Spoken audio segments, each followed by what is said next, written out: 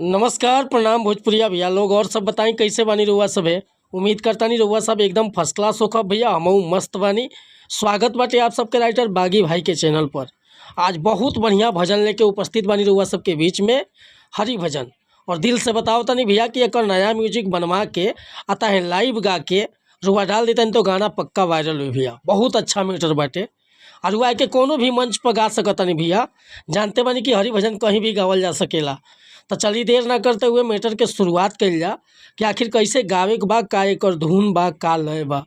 लेकिन video start करे से पहले भी एगो बात बतावल चाहब कि रउआ अगर नया सिंगर बानी आ सिंगिंग में इंटरेस्ट बा, अच्छा मैटर के तलाश में बानी, सही ढंग के मैटर नहीं खे मिलत, बढ़िया तुकबंदी नहीं खे मिलत, चाहे मन पसंद के गीत नहीं खे मिलत, तो भैया अगर हमरा चैनल पर आ गई बानी तो एकदम निश्चिंत रही, निराश भइला की जरूरत नहीं खे।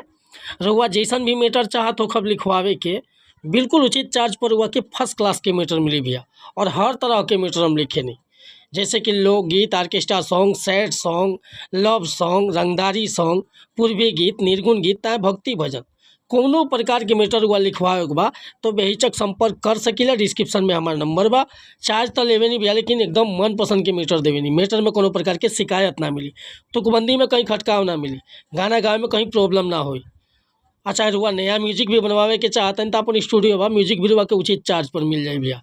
तो ये खतरा कहल चाहब कि चैनल पर नया बन तो चैनल के सब्सक्राइब कर लें, बेल आइकन प्रेस कर लें, ताकि हर रोज़ रुआ नया नया मैटर सुने के, देखे के और गावे के मिलत रही भैया।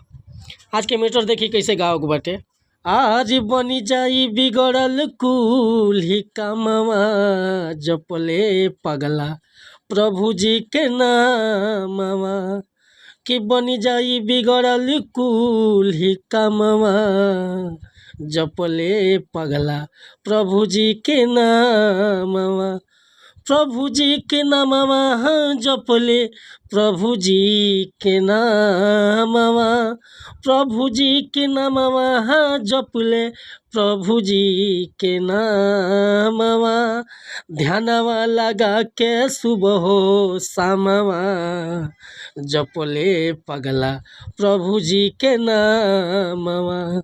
अरे बनी जाई बिगड़ल कुल ही कामवा, जपले पगला प्रभु जी के नामवा, प्रभु जी के नामवा जपले प्रभु जी के नामवा, प्रभु जी के नामवा जपले प्रभु जी के नामवा, ध्यानवा लगा के सुबह हो शामवा, जपले पगला प्रभु जी के नामवा, ध्यानवा लगा के सुबह हो शामवा, जपले पगला हरि जी के नामवा। तब भैया ये मुखड़ा लेकर हुआ सबके बीच में उपस्थित रहनी है। अगर मुखड़ा पसंद आयल हो तब भैया बेहिचक फ़ोन कर सकता नहीं है कि पूरा गीत लिखवावे खतरा। हमार व्हाट्सअप नंबर बा 8874473128। अब वीडियो पसंद आयल हो तो एगो लाइक करब, कमेंट करब। और कोनो प्रकार के मैटर लिखवावे के बाद, चाहे नया म्यूजिक बनवावे के बाद, तो बेहिचक संपर्क कर सकिले भैया। उचित चार्ज पर हुआ कि फर्स्ट क्लास के मैटर और फर्स्ट क्लास के म्यूजिक मिला तनी फिर से अगला वीडियो में कुछ नया गाने के साथ। तब तक लिए अनुमति चाहता नहीं। नमस्कार प्रणाम धन्यवाद भैया। जय हिंद, जय भारत, जय भोजपुरी समाज, हर हर महादेव, राधे राधे।